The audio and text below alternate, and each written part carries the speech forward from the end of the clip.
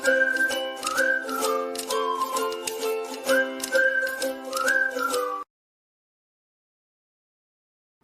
Friends, welcome back to our channel homely ideas with Naveena. ఇదేంటో చూసారా, నల్లేరు మొక్క అనమాట. మన గార్డెన్లో ఉందండి. మీరు ఎప్పుడైనా చూసారు లేదు, ఊర్లో ఉంటాయి ఇవి.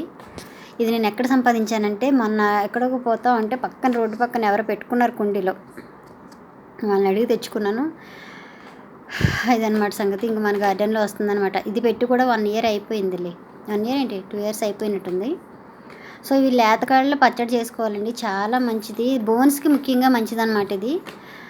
నడువు నొప్పి, మోకాళ్ళ నొప్పులు, ఈ చాలా నొప్పులు ఉన్న వాళ్ళకి బాగా పనిచేస్తుంది అనమాట. నిజం చెప్తున్నాను. ఎవరైనా అడిగి తెలుసుకోండి, లేదంటే మీరు గూగుల్లో సెర్చ్ చేయండి. నిజంగా చాలా బెనిఫిట్స్, హెల్త్ బెనిఫిట్స్ ఉన్నాయన్నమాట దీనివల్ల.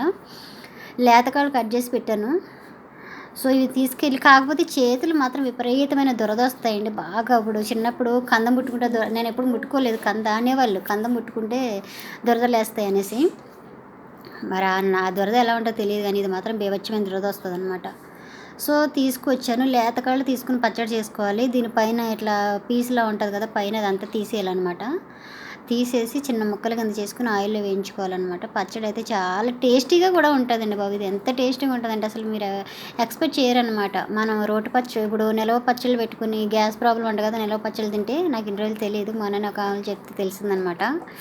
సో రోటి పచ్చళ్ళే బెస్ట్ అండి అసలుకి. ఇలాంటి హెల్తీగా చేసుకుని తింటే ఇంకా మంచిదనమాట. సో దీనికోసం ప్రిపరేషన్ ఏంటంటే, కొన్ని ధనియాలు, జీలకర్ర, కొన్ని మెంతులు, కొన్ని నువ్వులు, ఎండుమిర్చి వేసి వేయించాను అనమాట.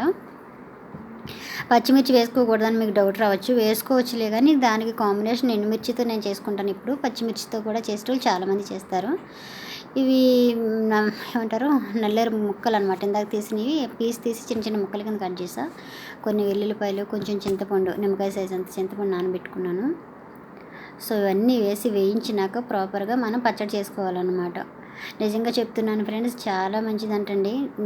నొప్పులు అయితే తగ్గుతాయంట అబ్బా. వీక్లీ కనీసం 1 టైం అయినా తింటే బెస్ట్ అండి.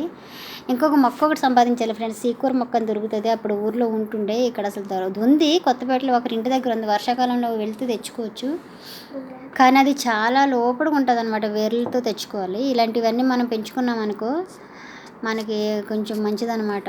నేను పెంచుతూ ఉంటాను కదండి, కానీ ఈసారి గార్డెన్లో మొక్కలన్నీ తీసేసానబ్బా, వర్షాకాలం వస్తుంది. సో ఇవన్నీ మనం వేయించినాక నెక్స్ట్ ఇవి నల్లేరికాళ్ళు ముక్కలు కూడా బాగా వేయించుకోవాలి.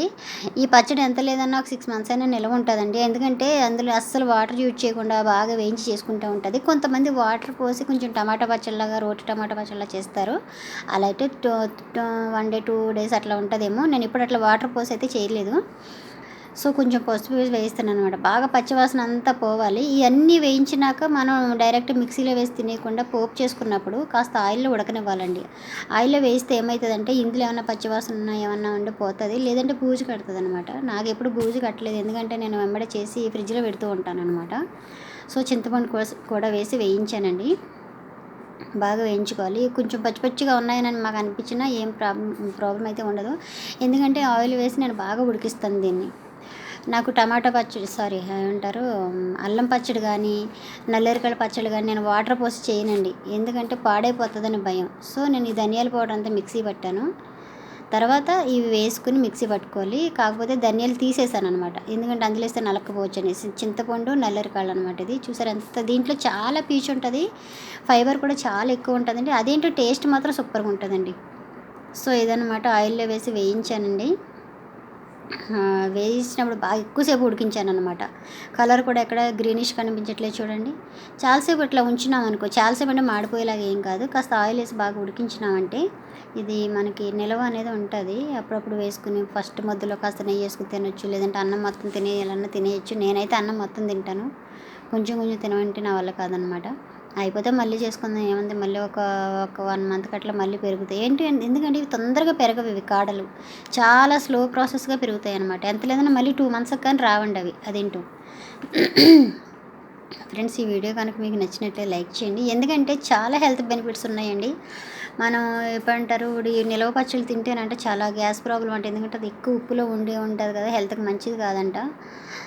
తినొద్దని చెప్పను, అప్పుడప్పుడు అవి కూడా తింటూ ఉండాలే, కానీ ఎక్కువ తినొద్దు అనమాట అవి. సో మనం ఇలా హెల్తీ రెసిపీస్ ట్రై చేస్తే హెల్త్కి మంచిదనమాట. థ్యాంక్ యూ సో మచ్ అండి.